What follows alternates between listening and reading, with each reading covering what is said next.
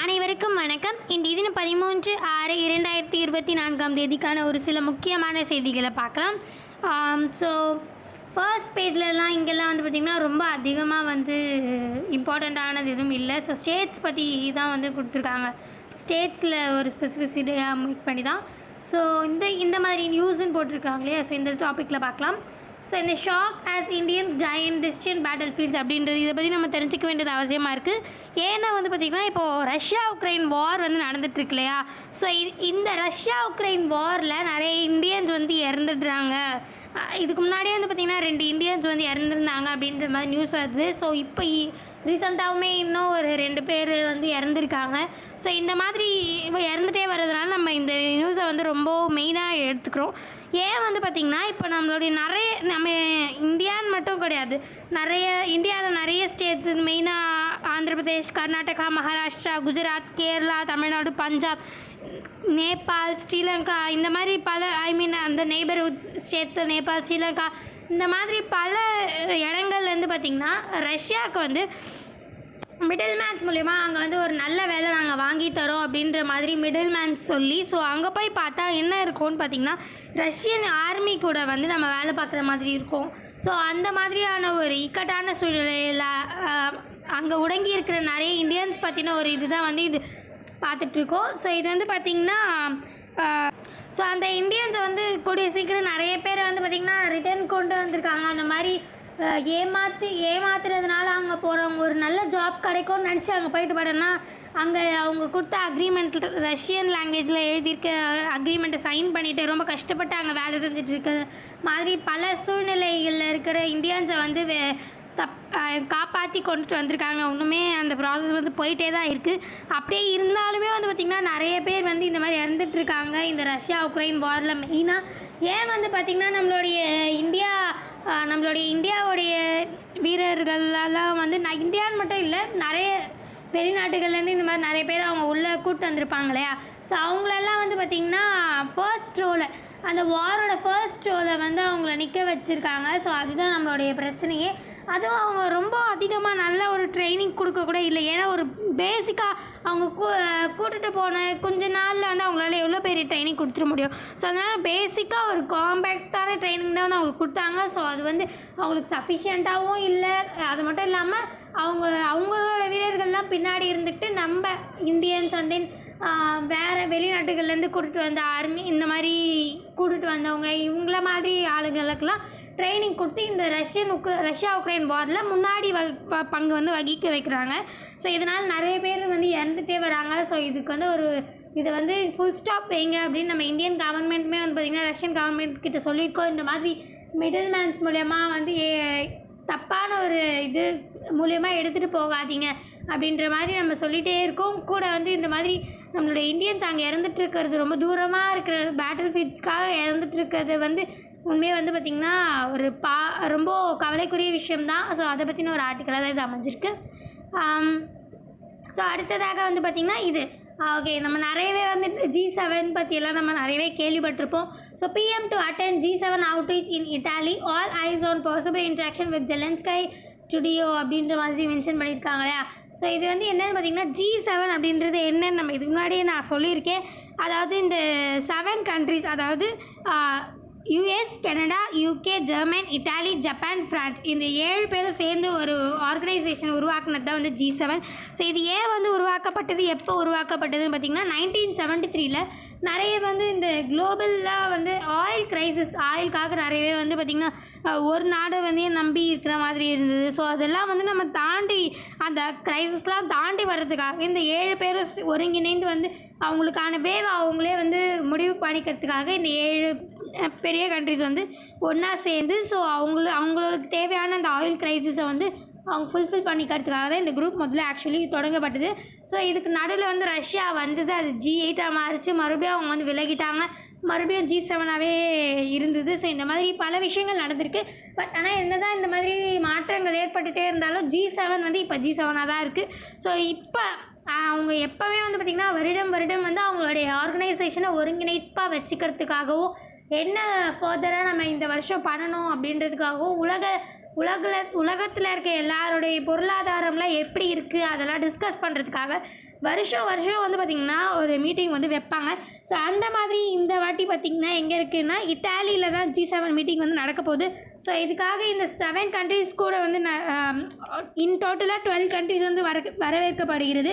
அதாவது இந்த 7 countries plus India, south Africa, Argentina, Turkey, UAE, Algeria இந்த மாதிரி பல நாடுகள் வந்து வரவேற்கப்படுறாங்க அந்த மீட்டிங்க்கு. ஸோ இந்த மாதிரி அதில் வந்து பார்த்திங்கன்னா நம்ம பிரதமர் மோடி அவர்கள் வந்து அந்த G7 மீட்டிங்கில் போய் பங்கேற்றுக்கிறாங்க. ஸோ இதனால் வந்து நம்மளுடைய பிரதமர் மோடி அவர்களுக்கும் இந்த ஜெலன்ஸ்கிக்கும் அண்ட் தென் வந்து ட்ருடியோ இவங்க 2 பேருக்கும் வந்து அந்த கான்வர்சேஷன் வந்து ரொம்பவே வந்து இன்ட்ராக்டிவாக இருக்க போகுது. ஏன்னா எல்லாரும் அங்கே தான் பார்க்க போகிறாங்க அப்படின்ற மாதிரி மென்ஷன் பண்ணியிருக்காங்க.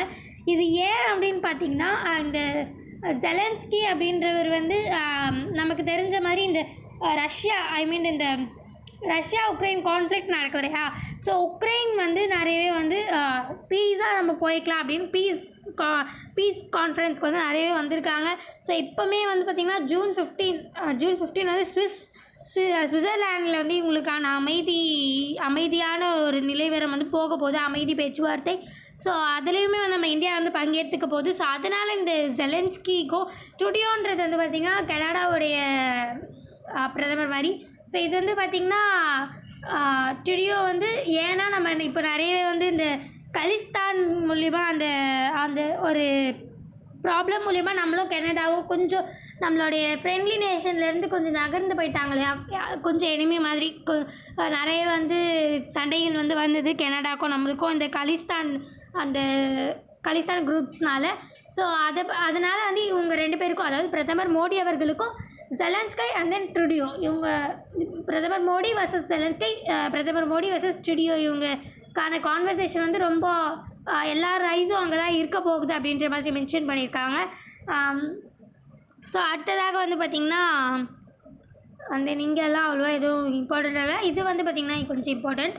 ஸோ ஏன்னா study ranks India second in nitrous oxide emission அப்படின்னு கொடுத்துருக்காங்க இல்லையா? ஸோ நைட்ரஸ் ஆக்சைடு எமிஷன் பண்ணுறதுக்கு வந்து பார்த்திங்கன்னா நம்ம இந்தியா தான் வந்து செகண்ட் இடம் வந்து வகிக்குது. ஸோ ஃபர்ஸ்ட் யார் இருக்காங்கன்னு பார்த்திங்கன்னா சைனா தான் வந்து நைட்ரஸ் ஆக்சைடில் வந்து வெளியிடுறது, அதுலேயும் அவங்க தான் வந்து ஃபர்ஸ்ட் இருக்காங்க. ஸோ நமக்கு எல்லாேருக்கும் தெரிஞ்ச மாதிரி நைட்ரஸ் ஆக்சைடு அப்படின்னு வந்து பார்த்திங்கன்னா ஒரு முக்கியமான ஒரு க்ரீன் ஹவுஸ் கேஸ். ஸோ இதை வந்து நம்ம வந்து ரொம்பவே வந்து நம்ம இது நிறைய எமிட் ஆகிறத வந்து ரொம்ப தடுக்க வேண்டியது அவசியம். ஏன் வந்து பார்த்திங்கன்னா இது நிறையவே வந்து ஓசோன் டெப்ளீஷனுக்கான காரணமாக அமையுது. ஸோ இது வந்து ஒரு மிகப்பெரிய க்ரீன் ஹவுஸ் கேஸ்ன்னு சொல்லலாம். ஸோ இது வந்து பார்த்திங்கன்னா சைனா வந்து ஆல்மோஸ்ட் இன் வேர்ல்டில் வந்து 16% வந்து கான்ட்ரிபியூட் பண்ணுது. அது மட்டும் இல்லாமல் இந்தியா லெவலில் வந்து இந்தியா வந்து பார்த்திங்கன்னா 11% வந்து வேர்ல்டு லெவலில் கான்ட்ரிபியூட் பண்ணுது இந்த நைட்ரஸ் ஆக்சைடு எமிட் பண்ணுறது. ஸோ நம்ம மெயினாக நம்ம என்னென்ன மூலியமாக நம்ம இந்த நைட்ரஸ் ஆக்சைடு வந்து எமிட் ஆகுது சோர்ஸஸ் என்னென்னு பார்த்திங்கன்னா நம்ம அக்ரிகல்ச்சர் வந்து ரொம்ப கம்மி தான். ஆக்சுவலி அக்ரிகல்ச்சர் மூலயமா நைட்ரஜன் பேஸ்டு ஃபர்டிலைசர்ஸ்லாம் நம்ம போடுறோம் இல்லையா? ஸோ அது மூலயமா கம்மியாக தான் எமிட் ஆகுது. மெயின் சோர்ஸ் வந்து பார்த்திங்கன்னா இண்டஸ்ட்ரியல் அண்ட் தென் வெஹிக்கல்ஸ், இது 2 தான் பார்த்திங்கன்னா ரொம்ப மெயினான சோர்ஸ் வெளியிடுற நைட்ரஸ் ஆக்சைடு வந்து வெளிவரதுக்கான காரணம். ஸோ வந்து இதெல்லாம் தான் சோர்ஸ். ஸோ நம்ம இது வந்து ரொம்ப கான்சன்ட்ரேட்டடாக இது வந்து கவனிப்புக்குரியமாக நம்ம வந்து குறைக்கணும் அப்படின்றது எதிர்பார்க்கப்படுது. ஏன் வந்து பார்த்திங்கன்னா இந்த நைட்ரஸ் ஆக்சைடு அப்படின்றது கார்பன் டை ஆக்சைடை விட அதிகமாக நம்மளுடைய ஓசோன் டெப்ளீஷனுக்கு காரணமாக ஆகுது. ஏன்னா ஒரு molecule of carbon dioxide, ஒரு மாலிகுல் ஆஃப் நைட்ரஸ் ஆக்சைடு எடுத்துக்கிட்டோம்னா நைட்ரஸ் ஆக்சைடு தான் வந்து பார்த்திங்கன்னா அந்த ஒரு மாலிகுல் ஆஃப் நைட்ரஸ் ஆக்சைடு தான் நிறையவே வந்து ஓசோன் டெப்ளீஷனுக்கான காரணமாக இருக்குது. ஸோ இதனால் நம்ம நைட்ரஸ் ஆக்சைடுமே வந்து நம்ம ஒரு அதில் நிறைய நல்லா கவனத்துக்கு எடுத்துக்கணும் அப்படின்றது தான் வந்து இதில் மென்ஷன் பண்ணியிருக்காங்க.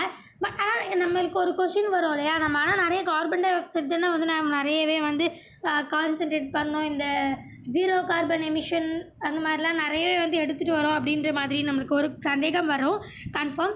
ஸோ அந்த சந்தேகத்துக்கு என்ன காரணம் அப்படின்னு பார்த்தா, அது ஏன் வந்து நம்ம கார்பன் டை ஆக்சைடுக்கு ரொம்ப முக்கியத்துவம் கொடுக்குறோம் அப்படின்னு பார்த்திங்கன்னா, நம்மளோட அட்மாஸ்பியரில் கார்பன் டை ஆக்சைடு வந்து ஆல்மோஸ்ட் 1000 டைம்ஸ் அதிகமாக, நைட்ரஸ் ஆக்சைடு வந்து 1000 டைம்ஸ் அதிகமாக இருக்குது அப்படின்றதுக்காக நம்ம அதை வந்து கான்சன்ட்ரேட் பண்ணி கம்மி பண்ணணும் அப்படின்னு நினைக்கிறோம்.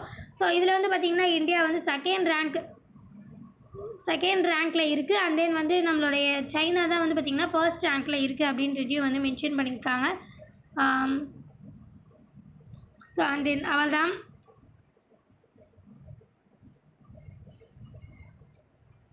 அண்ட் தென் சயின்ஸில் வந்து அவ்வளோவா எதுவும் வந்து இங்கே மென்ஷன் பண்ணல.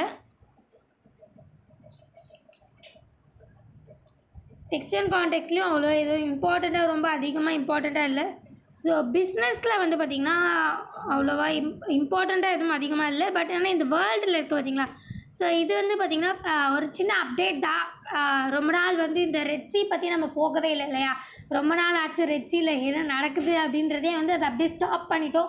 ஸோ அது என்ன நடக்குதுன்னு ஒரு சின்ன அப்டேட் கொடுத்துருக்காங்க. ஸோ அது மட்டும் தெரிவிக்கணும்னு நினைக்கிறேன். So merchant ship it in Red Sea off Yemen says security firm Ambrey அப்படின்ற மாதிரி கொடுத்துருக்காங்க. ஸோ மறுபடியும் வந்து ஒரு ஷிப் வந்து அந்த ரெட் சி வழியாக வந்து கடத்தப்பட்டிருக்கு அப்படின்னு வந்து சொல்லியிருக்காங்க. ஸோ அதை பற்றின ஒரு சின்ன அப்டேட் தான் இது.